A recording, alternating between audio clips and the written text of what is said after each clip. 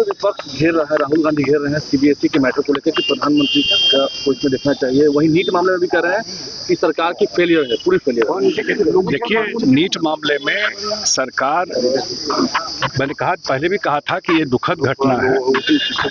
किसी भी बच्चे के लिए जो एग्जाम दे के आता है और इस तरह का सूचना मिले और तो पूरा परिवार उसको लेकर के जरूर दुखी हो जाता है, परेशान हो जाता है दोबारा एग्जाम देने में। हम सब लोग परीक्षा के प्रोसेस से गुजरे हुए हैं।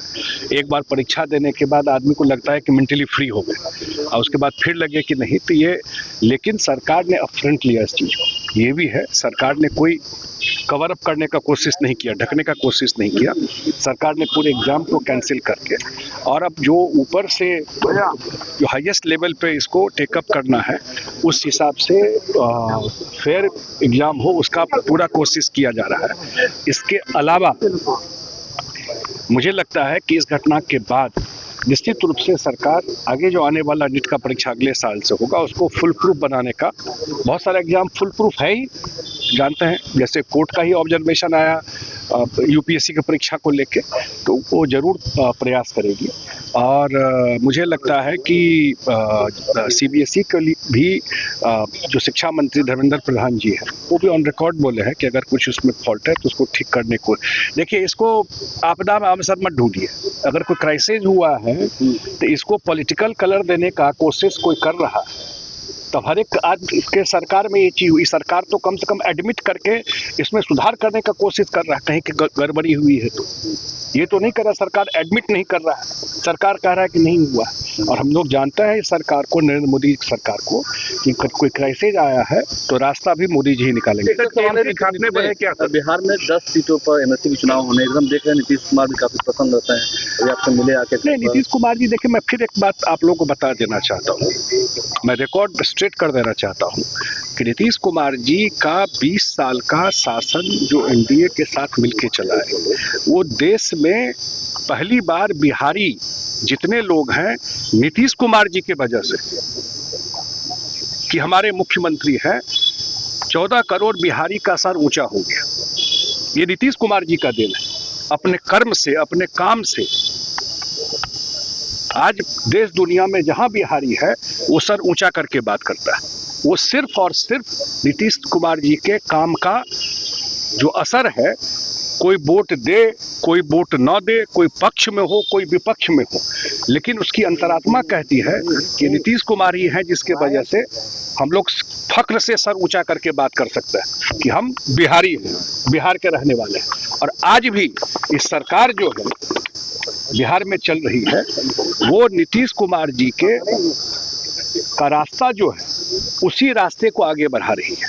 उनका हमेशा सुझाव मार्गदर्शन रहता है और इस सरकार में जेडीयू भी एक महत्वपूर्ण पार्टनर है इस सरकार का, इस सरकार को चलाने में। केंद्र में भी हम लोगों का सहयोग है सरकार चलाने में।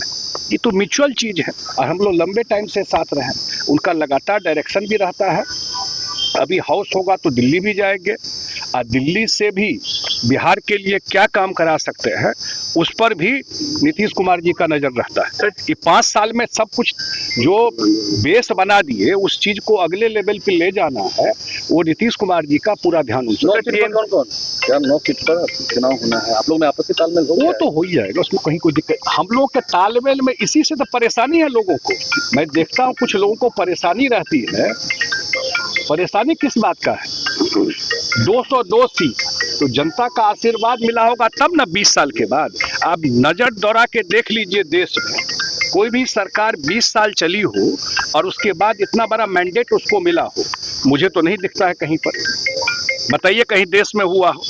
अभी बंगाल में चुनाव हुआ ना भाई, क्या हाल हो गया बताइए।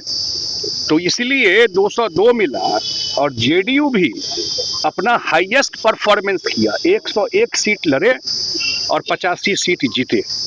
तो जो काम काज का, नेता का, ओवरऑल अलायंस का, ये भी बता दूं मैं, इस सब का कोऑर्डिनेशन इतना परफेक्ट था तब ना ये रिजल्ट मिला है।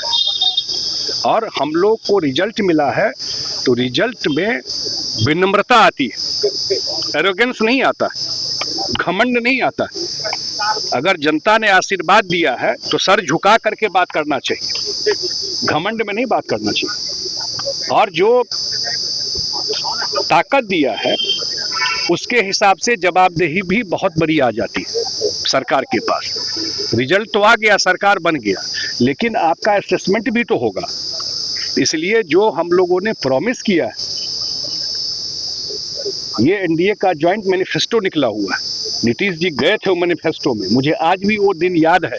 उसी दिन बारिश हुआ था और उसी दिन बाय रोड वो चुनाव प्रचार किए थे दरभंगा मधुबनी में, बाय रोड ही प्रचार किए थे और लोग अपने घर से मोबाइल पर प्रचार कर रहे थे।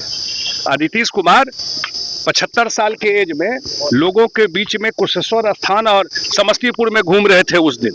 ध्यान रखिएगा इस चीज को, जनता सब देखती है। तो इसलिए जो उसी दिन हम लोग मैनिफेस्टो निकाले थे, तो पूरे मैनिफेस्टो को इम्प्लीमेंट करना, 1 करोड़ लोगों को हम लोगों ने कहा है अगर नौकरी रोजगार देंगे तो 1 करोड़ लोगों को नौकरी रोजगार 5 साल में मिलेगा। अगर हम लोगों ने कहा है कि 5 लाख करोड़ का इन्वेस्टमेंट बिहार में होगा, तो आज ये डबल इंजन की सरकार उसी से रोजगार भी मिलेगा। देखते तो रहिए अगले 5 साल में बिहार कहाँ तक पहुँचता है। Thank you sir.